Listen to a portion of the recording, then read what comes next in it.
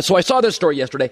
Sometimes people will say things, and that's crazy. And you read into it and you think about it, and you're like, it's not that crazy. The other day I saw a headline, the core of the earth is now going to reverse course and spin backwards.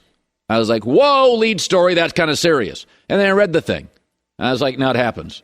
Yeah, it happens like every 70 years. I had no idea that the core of the earth is going back and forth, and it's a foosball. I had no idea.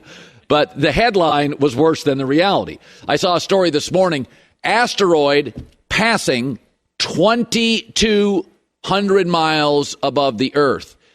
Closest call in years. And I thought, well, when you fly a plane at 33,000 feet, that's 6 miles, and you can't see them. 2,200 miles seems like we're pretty safe here.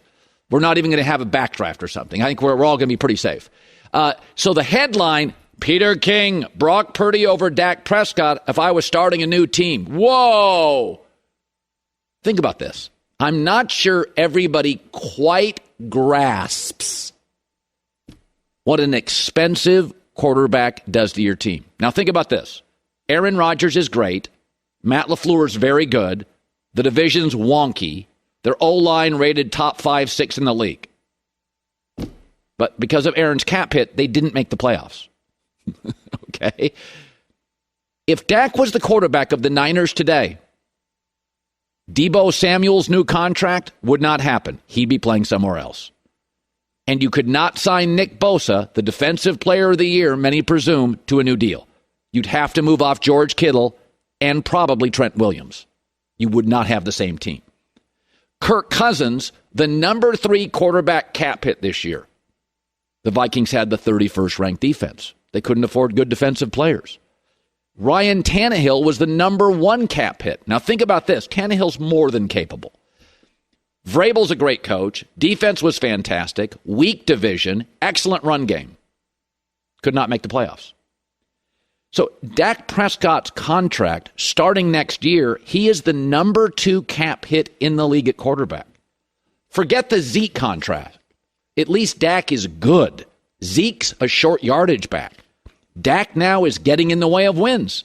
Folks, they were 4-1 with Cooper Rush, and Dak's better than Cooper, but the gap wasn't Josh Allen to Colt McCoy. It wasn't Patrick Mahomes to Chad Henne. The gap is Dak's better than Cooper Rush, and Dak, I think, is better than Brock Purdy, but you watch the game.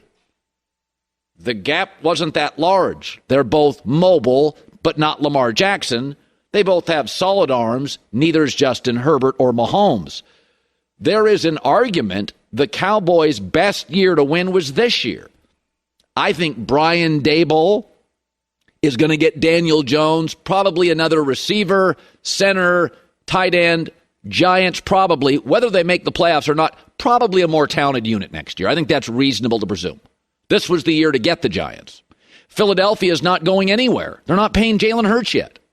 They're just getting more confident. And they have 17 players who are either Pro Bowlers or alternates. And Washington's going to get a new owner. There's lots of rumors who would be the coach, but regardless of who it is, they'll have more stability and probably go heavy for Derek Carr and Jimmy Garoppolo. The Cowboys need to dip into that Salvation Army bucket on the sidelines for a loan. It's not as crazy as it sounds. Is that Dak Prescott now, the number 2 cap hit in the league? Think about how bad the division mostly is in the AFC South, how good the defense is for the Titans, how good the coach is, how good the run game is. They couldn't make the playoffs. The Vikings' worst defense. Kirk Cousins, a top 3 cap hit. Matt LaFleur, Aaron Rodgers, Aaron Jones.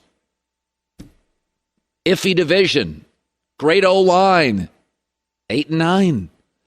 So sometimes things sound outrageous, but when Peter King said that and you examine it, if Dak was the quarterback of the Niners today, Deebo Samuel's gone, and if you're signing Bosa, you got to move off George Kittle and probably one of your linebackers.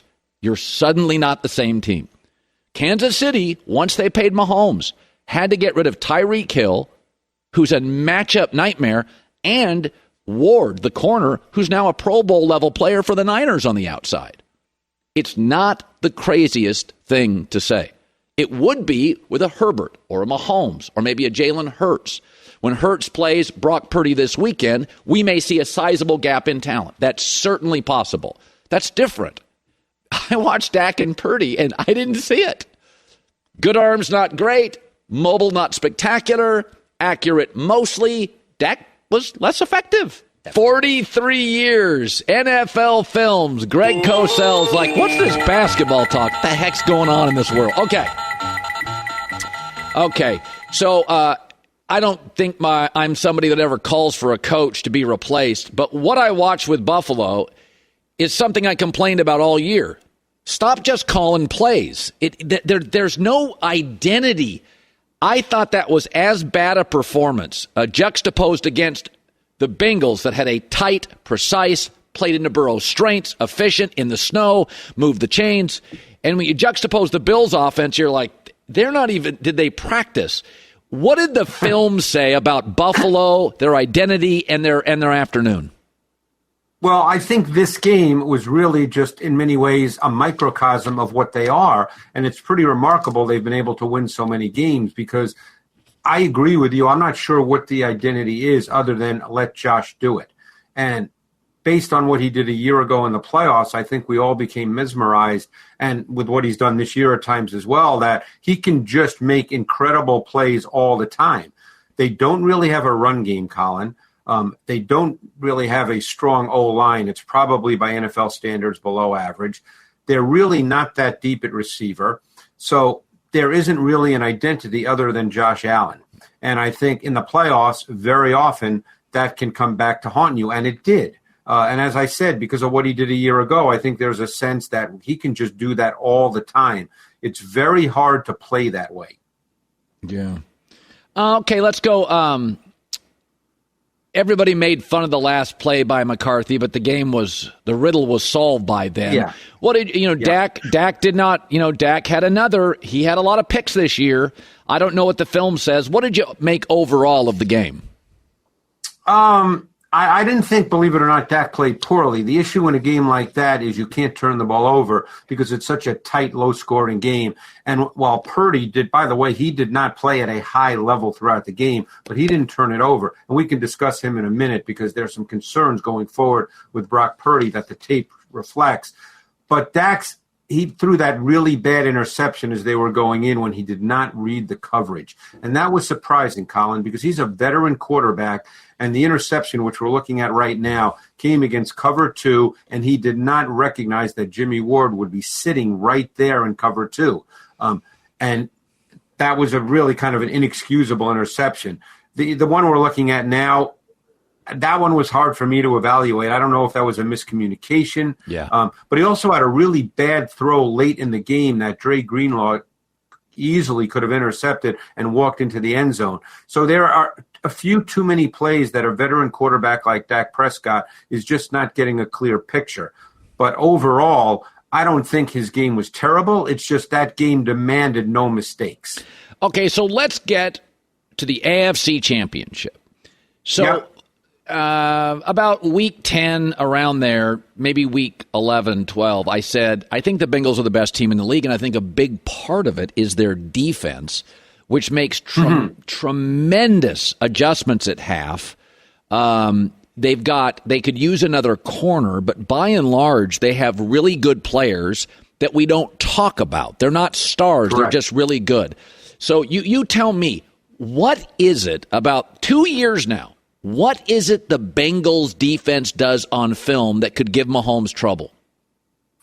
Well, let's talk about the fact of what they've done the last couple of games because they've won 3 in a row.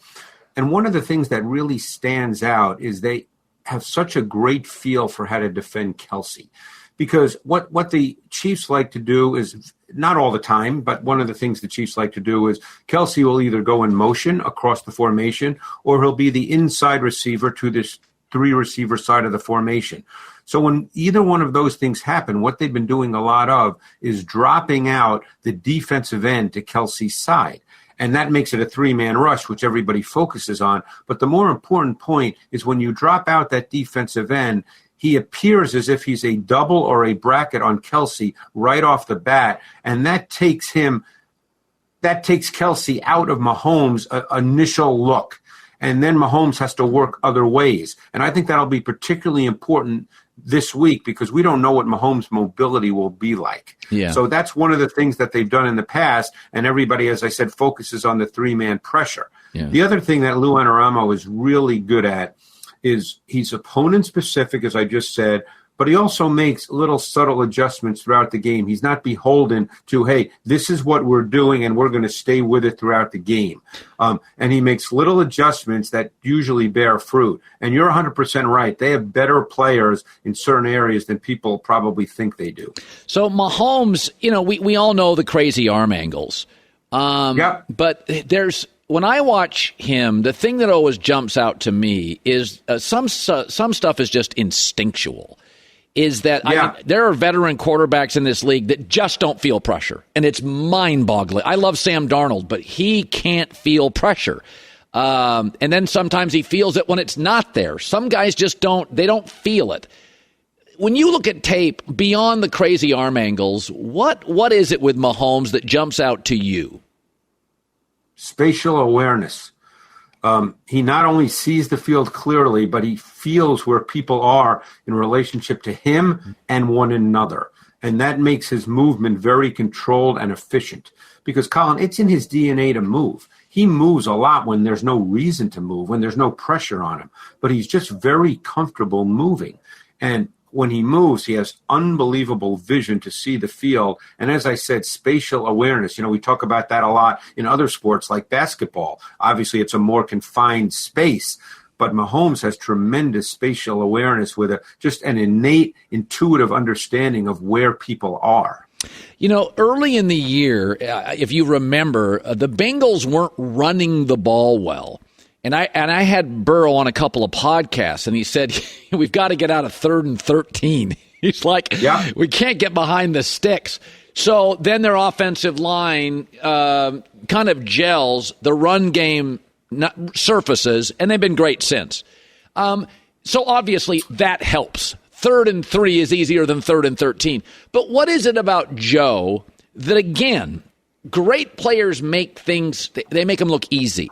Why does he make it look so easy? What is his natural skill that is superhuman to you? I would say that he is the absolute true definition of a passer, Colin. He can throw with timing and anticipation. He can throw with pace and touch. He can muscle up and throw with velocity when needed, even though you wouldn't describe his arm strength as a gun. Most importantly, his ball placement is about as consistently as precise as any quarterback in the league. He has an innate feel for how to move and manipulate defenders. He can navigate the pocket with poise, with composure. I think they sort of made a little bit of an adjustment this year as well. As the year progressed, they became much more timing and rhythm based with fewer throws down the field. Because that's one of the things I always thought about Joe was that, man, when it was single coverage on the outside, he would push it down the field. But they really have become much more timing and rhythm based, and he's so good at that. Yeah, and his interceptions have dropped, to your point, because of that. Okay, so now let's go to the NFC Championship. We said this yesterday, is that Brock Purdy is a great story. But, he's twitchy, but he's not Lamar. His arm is okay. He's a little undersized. Is the film starting to show... it takes about 4 to 5 starts for defensive coordinators to go, can't do that, can't do that. What is the film starting to tell you about the reality of Brock Purdy? A couple of things based on film. I would say that the last 2 games, both playoff games, there have been a few too many times he's missed receivers on really well-designed pass game schemes where he just did not turn the ball loose. And I know that Kyle Shanahan will be working with him on that because Kyle does a great job of drawing things up and presenting reads and throws for his quarterbacks. The other thing that's starting to show up a little, and I guarantee that the Eagles with a really good front and pass rush will take note of this, is he's starting to do 2 things that he needs to be coached out of. When he feels pressure, he's starting to retreat backwards and immediately move to his left. Both of those things are not good, Colin. And he's going to need to be coached out of that because there's a pretty good chance that he will face pressure. It won't be constant on every play, obviously, but that Eagles defensive front, whether it's their 4-man front or their 5-man front, we know that they're a really strong pass rush. They led the league in sacks. I believe it was the third highest total since they started measuring sacks in the NFL. So he's going to face pressure, and how he handles it will be a major part of this game. He's going to have to speed up a little bit, but not move backwards or immediately move to his left. All right, the Niners, it's Jennings, it's Mitchell, it's Christian McCaffrey, it's Debo. It's hard to get pressure. Micah disappeared behind Trent Williams. So how he sure did. Yeah, I mean, he just vanished. So it's amazing how that works with a Hall of Fame left tackle. The guy's just vanished. So Niners offense, Eagles defense. Anything you can project or guess? What'll it look like? Let's talk about 21 personnel, where they line up with 2 backs, Juszczyk being one of them, 1 tight end, and 2 wide receivers. That is a foundational personnel package for the 49ers, and they are so multiple formationally out of it. They can do a lot of things. They use motion more than any team in the league out of that package, and I'm fascinated to see how the Eagles will match up to it. Will they stay base? Will they choose to play nickel? Because, as you know, Samuel can be in the backfield. You can have Kittle in the backfield. You can have Juszczyk split all the way out wide. Kittle can split wide. And the thing is you can't try to react to every single formation because that is too much mental gymnastics for a defense, Colin. So you have to pretty much have some sense of how you're going to play using your rules and your techniques. And that's where Shanahan is so good, because once he understands what you're doing defensively, there may be no better coach in the NFL at putting defenders in conflict. Okay, Jalen Hurts, because of his mobility, he puts stress on defenses. Are there crevices that Jalen can expose against this Niner defense? Yeah, one of the things we saw with the Eagles as the season progressed was Jalen Hurts attacking outside the numbers vertically with both Devonta Smith and especially A.J. Brown. And I don't believe that Lenore and Ward on the outside are weaknesses. I wouldn't call them weaknesses, but I would believe that the Eagles will think that they can take shots outside the numbers vertically against Lenore and Ward. I mean, Ward got beat a couple of weeks ago by Metcalf. And by the way, I think Ward's had a really good season. I think he's a quality NFL corner, and they started to use him as a matchup corner later in the season. I'm curious to see if they match him up on A.J. Brown. But I think the Eagles will feel that they can orchestrate some big plays by doing that, because the middle of the field is difficult against the Niners. Fred Warner's the best linebacker in the game. Dre Greenlaw's a really good player. You know, their safeties. I mean, everybody thinks of Hufanga just the way he plays downhill, but Gibson has really been a big find for them at safety. He's been a really good player this year. It's probably easier to work outside the numbers against the 49ers defense than it is to work inside. Well, I want to your big play of the game. Philadelphia has this endless conveyor belt of big, capable tight ends. They got one to Goddard this week. What's your play of the week? Yeah, and they're so good. I think their coaching staff does a really, really good job with play design. And nothing is easy for a quarterback in this league, but I think they really do a good job. Just like Shanahan does with Brock Purdy, I think the Eagles coaching staff does a great job with Jalen Hurts. So let's look at this Goddard touchdown, which was a 16-yard touchdown, and it was obviously from the game last week against the Giants. And it seemed very simple, but it wasn't really. I mean, here you have Jalen Hurts, and he's in the gun. Now, they're going to be in a 2-by-2 set. But the player here that's really important is Kenneth Gainwell, because right now he's in the backfield. But what they're going to do with him is they're going to shift him out to the field side of the formation. And notice that Tony Jefferson goes with him. That's a pretty strong indicator right there of man coverage, because in this area of the field, you could get man, you could get zone. You don't know. That's why they did that. So what they're going to do is they're going to work to their man-beater concept, Pascal and Goddard, and look at these two defensive backs. They are on the same level. That's not good in man coverage when the receivers are that close together. So they run a pick play. It's simple. It's easy. and Goddard is able to make the catch, and then he has room to run. So it's just a very simple concept, but they had to determine pre-snap if it would be man or zone. They did that with the motion. Then they worked to the man-beater side of the offensive formation, and they got a touchdown. And, when offenses are humming, sometimes it looks easy, doesn't it, Colin, when offenses are humming? Yeah. Well, Nick Sirianni, I didn't like his opening press conference, but there was a no one did. Believe me, no one did. You're in Philadelphia. You know how bad it was. Yeah. Yeah, but he's redeemed himself. Greg Cosell, great seeing you as always. Thanks, Colin. Appreciate it. Yep. We'll see you at the Super Bowl. I got to tell you something. After watching Greg Cosell today, I like the Bengals and I like the Eagles. Ooh. The film on Brock Purdy is starting to unveil the truth. He's getting nervous feet. He's running backwards. Interesting. You got to be. He never once said Burrow's got to be coached out of this. Hurts has got to be coached out of it. He never said that. He said Brock Purdy's got to be coached out of it, meaning his instinct as a rookie is, get me out of here. Stand in the pocket as a smaller quarterback, take the hits, and deliver strikes. I'm telling you, I like Philadelphia.